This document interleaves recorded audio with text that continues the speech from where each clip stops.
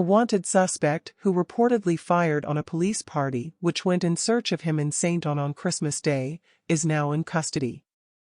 The man surrendered to the police shortly after he allegedly engaged them in a shootout and fled his community in Steer Town. Lenroy Goulburn, otherwise called Oil or Bumpy, a 41-year-old mason of Church Lane, Green Bay, Steer Town, Saint Ann, has since been charged with shooting with intent, possession of prohibited weapon, unauthorized possession of ammunition and discharge of firearm. The police reported that about 9:50 a.m. Wednesday, a police team went into Church Lane in Green Bay, Steer Town, in search of Goulburn, who was wanted for questioning.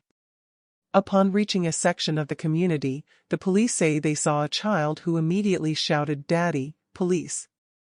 The police say Goulburn, who was sitting on a rock near a house, immediately stood up, pulled a firearm and fired at them. The fire was returned, but Goulburn managed to escape in nearby bushes. About 45 minutes later, while the cops were still in the Green Bay area, a woman brought the suspect to them and told them he said he didn't want to be killed. He was taken into custody. Goulburn is reportedly wanted for murder in Clarendon. The Independent Commission of Investigations, INDECOM, is probing the incident. Police are investigating 2 Christmas Day deaths, including a drowning. The Clarendon police are looking into the discovery of a partially burned body in Savannah District in the parish. Dead is 59-year-old Walter Tomlinson, a truck driver from the area. Reports are that about 8 a.m. Wednesday, Tomlinson, who would have moved his truck at a particular time on a regular day, was not seen carrying out such duty. Close residents of the community became concerned and went to check on him. Tomlinson was found lying on the floor with a section of his body burnt. The police were summoned, and the body was transported to the hospital, where it was pronounced dead. Further east, investigators assigned to the St. Thomas Division are probing the circumstances that led to the suspected drowning of an elderly man at Grandpa Falls Trinityville in the parish. Dead is 83-year-old Dolford McDuffus, of Coley Lot in the area. Reports are that about 1:30 p.m., McDuffus was swimming in the river when he encountered difficulties. He was assisted to the hospital, where he was pronounced dead. An elderly woman perished in a blaze of unknown origin at her home in Westmoreland on Thursday morning. She has been identified as 91-year-old Kaylin Scott, who was of an Alder, Westmoreland address. Reports are that about 6:10 a.m., the Savannah Lamar Fire Station received a call that a house was on fire in Alder District. A team of firefighters responded with 2 units, and upon reaching the scene, saw a 12-room structure on fire. After the fire was brought under control, the charred remains of the elderly woman were found in a room. The fire reportedly caused significant damage to a nearby guest house. My son wake me up out of my sleep and say, whole I house a bone down.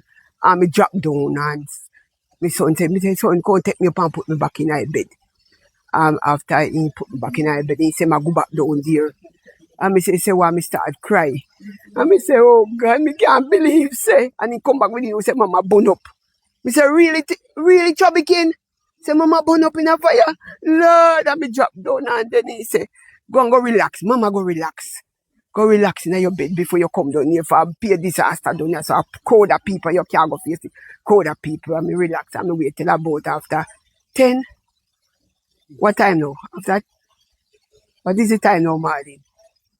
I reach, after 10, we reach here and he said, boy, Marlene, and me sit down and he said, we sit down right there. So I relax and me start crying and get weak. And whole of my body just weak. Weak, just weak. Me say, God, no. When I wake up, like in the 3:30 or 3:34, 3:35, so in the morning, I go use the restroom. And after I use the restroom, then I go check on her in her room. And she was okay. And me touch her and say, Mom, you're all right? He said, yes, my daughter. Me okay, man. And so I say, all right, then I go back in my room. I say, all right, my daughter. And when I go back in my room now, I never feel so well, so I go use back the bathroom again. So me no sleep. Me can't sleep again because my stomach no feel so well. So me did me use the restroom and wash off my hand and go back in my room. And me say, all right, me I go in the kitchen. Go in the kitchen, go take up something. And me go on, when me go on there and look, me see fire. I come from fear bedroom. Yeah, and the door, me kick off the door and try to save her, but it now go make it to my son. Me see say, can make fire more than me. Yeah, lot of fire. Me couldn't do no better. I feel it so much. My mom is there for us. Take care of us. Oh my God, I'm the last girl for her. I do that for her 24/7. She talk with me, she reason with me, and she laugh. Even yesterday, she watch TV till after 9. And then she say, all right, me I bring her in now. Me bring her in. She enjoy her diaper. And then me and she say prayers together, and she say, all right, me daughter, me go relax. And I say, all right, mom, me not ready to go bed. Me I go and watch TV till when me ready to sleep. He say, all right, me daughter, go and do it.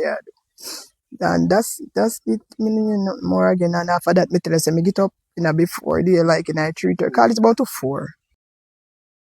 4 people are reported to have died in separate motor vehicle crashes in Westmoreland, Kingston, and St. Anne on Christmas Day. 2 of the victims have been identified as 22-year-old Andre Clark, otherwise called BG Man, a bike taxi operator of Whitehall, Westmoreland, and 24-year-old Tavon Allen, of Lioneltown, Clarendon. The other people are unidentified. The first incident occurred on Marcus Garvey Drive involving an unidentified pedestrian and the driver of a Honda Vezel motorcar. It's reported that about 4:15 a.m., the Honda Vezel was traveling along Marcus Garvey Drive in the middle lane toward 3 miles when it hit a woman who was crossing the road. The woman fell on top of the windscreen and then onto the road. She was taken to the hospital, where she was pronounced dead on arrival. The driver has been warned for prosecution. The second crash occurred on the Montreal Main Road in Negril about 6:20 a.m.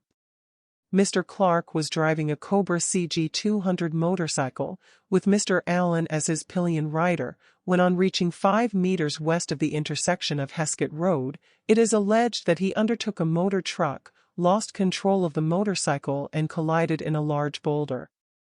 Both Mr. Clark and Mr. Allen fell onto the road and suffered multiple injuries. They were pronounced dead at hospital.